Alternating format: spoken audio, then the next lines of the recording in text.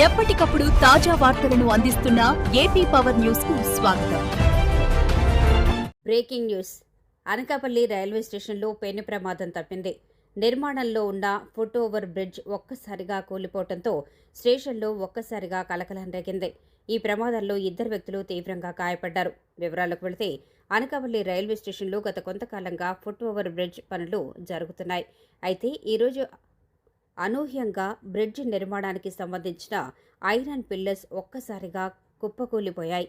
ఈ ఘటనలో ముల్లేటి కోటేశ్వరరావు, వాసు అనే 2 వ్యక్తులకు తీవ్ర గాయాలయ్యాయి. ప్రమాదం జరిగిన వెంటనే అప్రమత్తమైన స్థానికులు మరియు రైల్వే సిబ్బంది గాయపడిన వారిని అత్యవసర చికిత్స నిమిత్తం అనకాపల్లి ఎన్టీఆర్ ఆసుపత్రికి తరలించారు.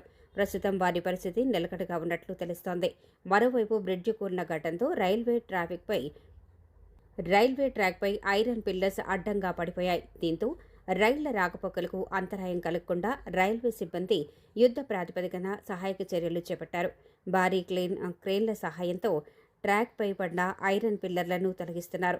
త్రుటిలో పెద్ద ప్రమాదం తప్పటంతో ప్రయాణికులు, స్థానికులు ఊపిరి పీల్చుకున్నారు. నిర్మాణంలో నాణ్యతా లోపమా లేక సాంకేతిక కారణాలా అనే కోణంలో రైల్వే అధికారులు విచారణ జరుపుతున్నారు.